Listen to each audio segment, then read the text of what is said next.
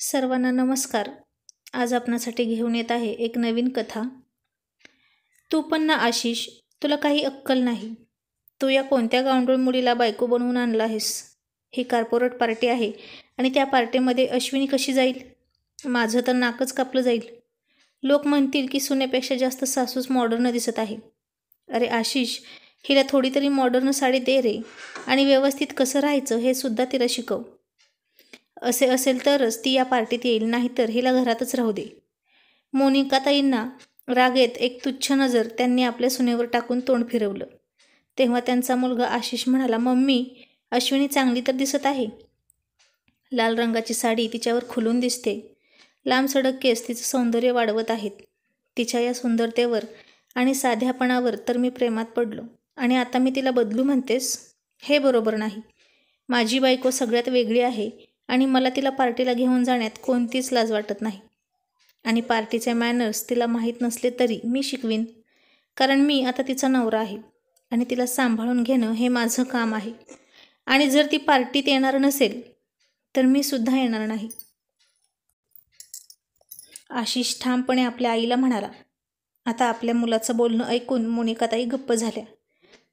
जेव्हा नवरा बायकोच्या बाजूने बोलणार असेल तर त्याच्यामध्ये तिसऱ्या व्यक्तीची बोलण्याची हिंमत होणार नाही, असं त्यांना वाटलं. पूर्ण रस्ता मोनिकाताई शांत होत्या.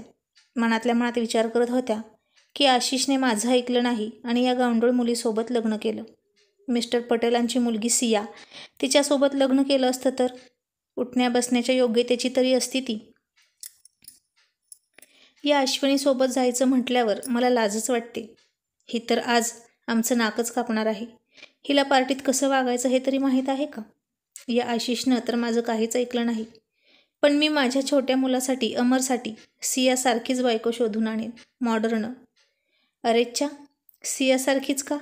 सियालाच माझी छोटी सून म्हणून घरात घेऊन येईन मी. तिचे घरसुद्धा चांगलं आहे आणि पैसेवालीसुद्धा आहे. मलासुद्धा खूप पसंत आहे ती. अशा प्रकारे मोनिकाताई गाडीत विचार करत होत्या आणि मनातल्या मनात खुश होत्या. त्या अश्विनीसोबत थोड्यासुद्धा बोलल्या नाहीत. त्यांच्या नजरेत अश्विनीला त्या लाल साडीत पाहणं असह्य होतं. ती त्यांना गावंढळ वाटत होती.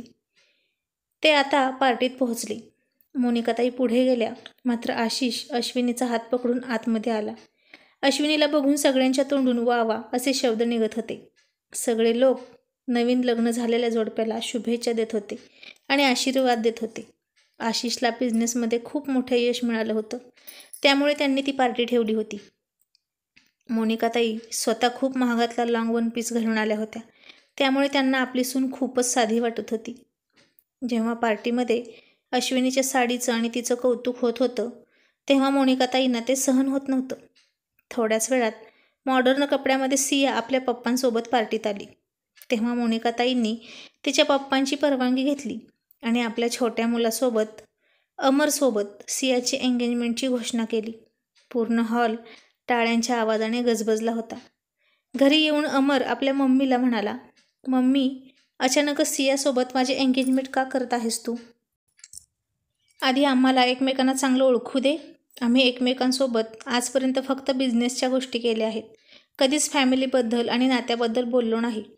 अमरचं हे बोलणं ऐकून मोनिकाताईंनी त्याला गप्प केलं आणि म्हणाल्या, माझी इच्छा नाही की तू सुद्धा आशिषसारखीच गावंढळ मुलगी घरात उचलून आणशील. कुठला कचरा उचलून आणला आहे त्यानं काय माहीत. मला माझ्या स्टेटसची सून पाहिजे, जी माझ्यासोबत किट्टी पार्टी आणि बाहेर उठू बसू शकेल, मॉडर्न कपडे घालून. अमर आपल्या मम्मीच्या विरोधात बोलला नाही आणि त्यांची एंगेजमेंट ठरवली गेली. मोनिकाताई सियाला आपल्या सुनेच्या रूपात पाहण्यासाठी खूप उत्साहित होत्या. दुसऱ्या दिवशी सकाळी नाश्त्याच्या टेबलवर मोनिकाताई ओरडून म्हणाल्या, तुला थोडीसुद्धा अक्कल नाही का गं? आम्ही नाश्त्यामध्ये ब्रेड बटर खातो आणि तू हे तुपाचे पराठे आणि बटाट्याची भाजी बनवली. आशिष तर यांना स्पर्शसुद्धा करणार नाही. एवढ्या सगळ्या अन्नाची नासधूस होणार. अश्विनी शांत होती. तेव्हा आतमधून आशिष आला आणि म्हणाला, मम्मी, अश्विनीला मीच पराठे आणि बटाट्याची भाजी करायला सांगितली होती. रोजच ब्रेड बटर खाऊन आता मला कंटाळा आलाय. तुला ऑफिसला जाण्याची रोजच घाई असते, त्यामुळे तुला आमच्यासाठी वेळ भेटत नाही. म्हणून मी अश्विनीला म्हणालो की मला हे खायचं आहे आणि म्हणूनच तिनं हे सगळं बनवलं. तसे तर तू ब्रेड बटर पण खाऊ शकतेस, फ्रीजमध्ये ठेवले आहेत. आता मोनिकाताई काहीच बोलल्या नाहीत. त्यांनासुद्धा पराठे आवडले होते, परंतु त्या प्रत्येक वेळेस अश्विनीचा अपमान करत होत्या, मुद्दाम. आणि त्यांना तसं करायला आनंद मिळत होता, कारण ती त्यांच्या पसंतीची सून नव्हती. आशिष एक श्रीमंत कुटुंबातला मोठा मुलगा आणि आपली मम्मी मोनिकाताईसोबत तो त्यांचा बिझनेस सांभाळायचा. आशिषच्या वडिलांनंतर मोनिकाताईंवर सारी जबाबदारी आली होती. त्यांनी स्वयंपाक आणि घर सोडून फक्त आपल्या बिझनेसवर लक्ष केंद्रित केलं होतं, कारण दोन्हीही मुलं छोटी होती. त्यांना सांभाळायचं होतं, त्यांना आपल्या स्वतःच्या पायावर उभं करायचं होतं. बिझनेस करता करता मोनिकाताईमध्ये खूप बदल झाले होते आणि त्यांचं राहणीमान बदललं होतं. दोन्ही मुलं मोठी होत होती आणि त्यांच्यासोबत आता बिझनेस सांभाळत होती. एक दिवस त्यांना त्यांच्या मेहनतीचं फळ भेटलं आणि बिझनेस चांगला सेट झाला. मोनिकाताई आता आशिषच्या लग्नाची चिंता करू लागल्या. त्यांना त्यांच्या स्टेटसची सून हवी होती आणि भरपूर श्रीमंत, भरपूर पैसा असणारी. आणि त्यांच्या नजरेत एक पाटलांची मुलगी होती. सिया नाव होतं तिचं. ती त्यांना खूप पसंत होती. पण एके दिवशी आशिष सकाळी मंदिरातून येत होता आणि त्याच्यासोबतच अश्विनीसुद्धा गळ्यात हार घालून आली. आणि आशिष त्याच्या आईला म्हणाला, मम्मी, मी माझ्या बालपणीच्या प्रेमासोबत मंदिरामध्ये लग्न केलं आहे. जर मी तुला सांगितलं असतं तर तू कधीच मला परमिशन दिली नसतीस. मग मी विचार केला की जेव्हा मी लग्न करून घरी येईन तेव्हा तू नकार देणार नाहीस. मोनिकाताईंना तर खूप वाईट वाटलं. त्या विचार करून ठरवून बसल्या होत्या की आशिष आणि सियाचं लग्न झालं तर त्यांच्या बिझनेसमध्ये खूप फायदा होईल. आणि सोबतच सिया एकुलती एक मुलगी होती, त्यामुळे भरपूर हुंडा आणि सगळी प्रॉपर्टी लग्नानंतर त्यांचीच होणार होती. पण आशिषने त्यांच्या सगळ्या स्वप्नांवर पाणी फिरवलं होतं. अश्विनी त्यांच्या जुन्या शेजाऱ्यांची मुलगी होती, जी 4 बहिणींच्यामध्ये सगळ्यात मोठी होती. तिचे वडील एका स्कूलमध्ये सामान्य टीचर होते, जे कसं तरीच करून कुटुंब चालवत होते. मोनिकाताईंकडे अश्विनीला स्वीकारल्याशिवाय त्यांच्याकडे दुसरा कोणताच पर्याय नव्हता.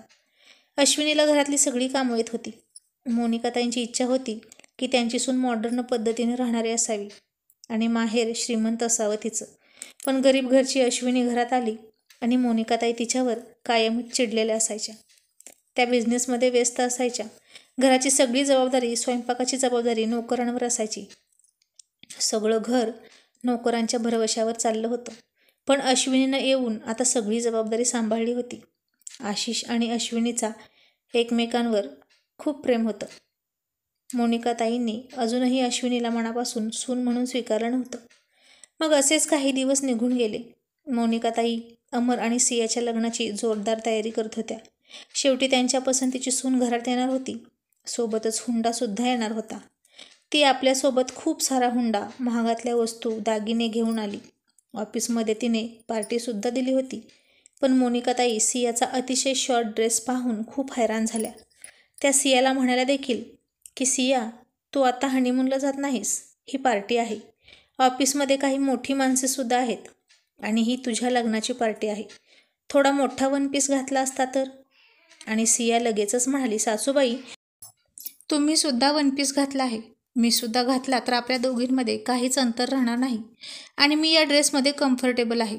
तुम्हाला का टेन्शन येत आहे? तिचं हे सडेतोड उत्तर ऐकून मोनिकाताई शांत झाल्या.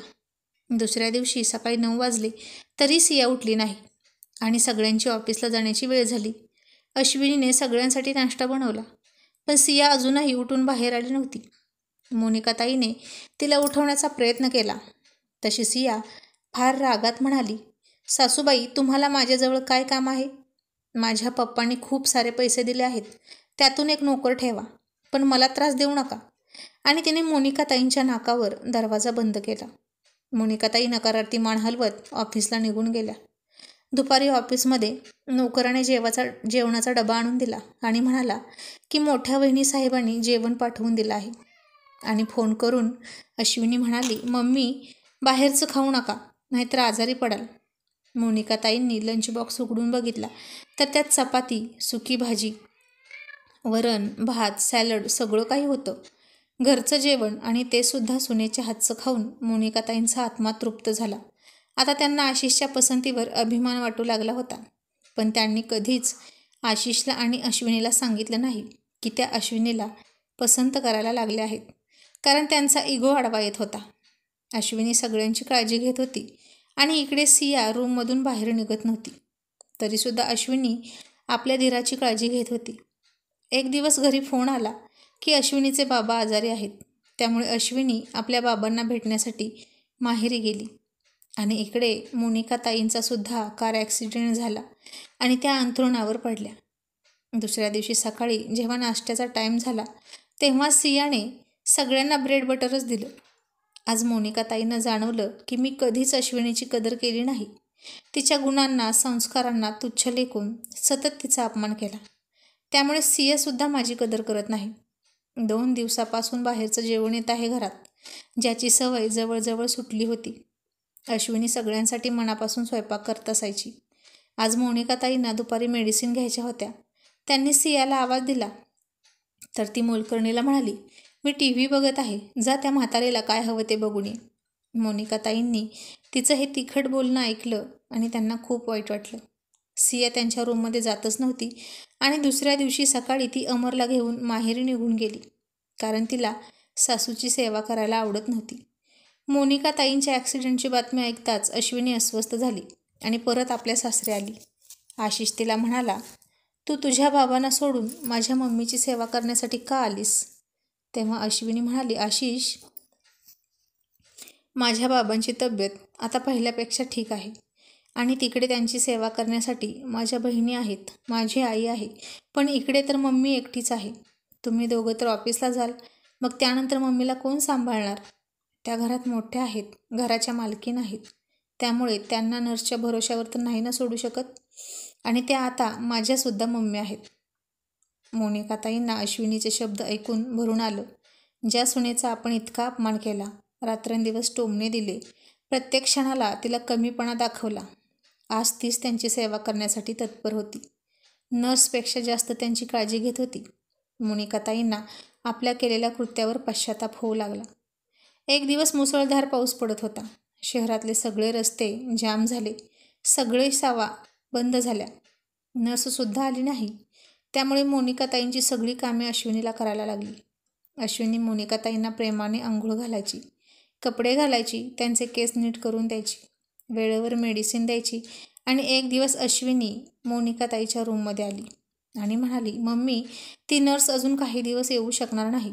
पावसात तिचं घर तुटलं आहे, तोपर्यंत मी तुमच्या खोलीत राहते. मोनिका ताई म्हणाल्या, परंतु अश्विनी, तू जर असं केलं तर आशिषला वाईट वाटेल. तूही तरुण आहेस, तुझंही नवीन लग्न झालं आहे. त्याला सोडून माझ्या रूममध्ये कशी काय राहू शकतेस तू? अश्विनी हसत म्हणाली, मम्मी, मी आशिषसोबत भांडण करून तुमच्या रूममध्ये आले नाही. आम्ही दोघांनीही मिळून हा निर्णय घेतला आहे. मी तुमची काळजी घेईल. नर्सचा फोन आला होता की तिला अजून काही दिवस लागतील आणि नवीन नर्स जागोजागी पाणी भरलं आहे, त्यामुळे येऊ शकत नाही. नंतर मोनिका ताई काहीशा अडखळत संकोचाने म्हणाल्या, अगं अश्विनी, माझी सकाळची दैनिक कामं नर्स करते, ती तर तू करू शकत नाहीस. मोनिका ताईंना काय बोलायचं होतं ते अश्विनीला कळलं आणि ती म्हणाली, नाही मम्मी, ती कामं मी करू शकते. मी तुम्हाला माझी आई समजते, तेव्हा मुलगी होण्याच्या नात्याने मी हे सगळं करू शकते. तुम्ही फक्त लवकरात लवकर बऱ्या व्हा. अश्विनीचं हे बोलणं ऐकल्यानंतर मोनिका ताईंचे डोळे भरून आले. त्या आपल्या सुनेला म्हणाल्या, अश्विनी बाळा, मला माफ कर. मी तुझ्यासोबत खूप वाईट वागले. तुझ्या आईवडिलांना वाईट साईड बोलले, नेहमीच हुंडा दिला नाही म्हणून टोमणे दिले, नेहमी तुझ्या कपड्यांची चेष्टा मस्करी केली, तुला गावंढळ बोलून तुझा एवढा अपमान करत राहिले आणि तू आज माझी इतकी सेवा करते आहेस. जर माझी पोटची मुलगी असती तर कदाचित तिनेसुद्धा माझी एवढी सेवा केली नसती. मी कायमच श्रीमंती आणि मोठेपणा यांनाच महत्त्व दिलं. मला आशिषसाठी सियाला या घरात आणायचं होतं, पण आशिषने तुला पसंत केलं आणि हीच गोष्ट मला आतून पोखरत होती.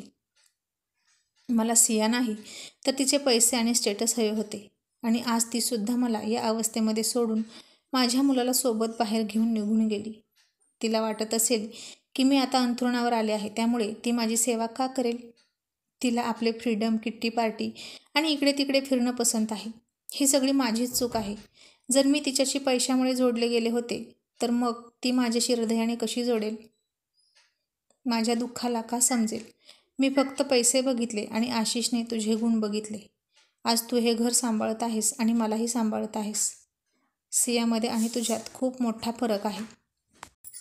ती या अवस्थेत मला सोडून माहेरी गेली आणि तू माहेरी वडिलांना सोडून माझ्यासाठी इथे आलीस. त्या खूप रडत होत्या. अश्विनी म्हणाली, मम्मी आता बास करा. तुम्ही जास्त विचार करू नका, नाहीतर तुमची तब्येत अजूनच खराब होईल. मी सगळं सांभाळून घेईन. तुम्ही फक्त वेळेवर औषधं खाऊन बऱ्या व्हा. आणि अश्विनीची 2 महिन्यांची मेहनत आणि डॉक्टरांची औषधं यामुळे त्या बऱ्या झाल्या. पहिल्यापेक्षा चांगल्या चालायला फिरायला लागल्या. ऑफिसला जाऊ लागल्या. एक दिवस दुपारी जेव्हा सगळे जेवण करत होते तेव्हा सिया आणि अमर घरी आले. सिया लगेच मोनिकाताईंना बघून म्हणाली, मम्मी तुम्ही ठीक झाला सुद्धा? मला तर खूपच आनंद झालाय. तुम्ही अजिबात चिंता करू नका. अमर आणि मी उद्यापासून इकडे राहायला येतो. सियाचं बोलणं ऐकल्यावर त्या म्हणाल्या, सिया बाळा आता तुला इकडे यायची काहीच गरज नाही. माझ्याजवळ आशिष आणि अश्विनी आहे. तुम्ही दोघे पुन्हा आपल्या वडिलांजवळ राहा. आणि आता सगळा बिझनेस मी आणि आशिष मिळून सांभाळणार आहे. माझा तर पोटचा मुलगा मला असं दुःखात सोडून बायकोसोबत निघून गेला तर मग मी तुला तरी काय बोलू शकते. आणि हो, आता या घरात आणि बिझनेसमध्ये तुम्हा दोघांना काहीच अधिकार नाही, कोणताच हिस्सा नाही.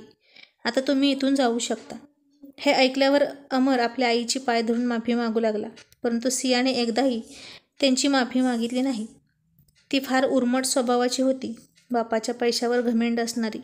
आणि अमरला ती तिथून ओढत घेऊन गेली. सिया आणि अमर तिथून निघून गेले होते आणि मोनिकाताई आशिष आणि अश्विनीसोबत सुखाने राहू लागल्या.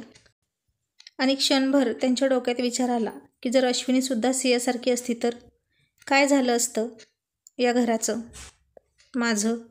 पण देवालाच काळजी, म्हणून माझी एकतरी सून आदर्श सून आहे. मग त्याही पुढे एक आदर्श सासूसारख्या वागल्या.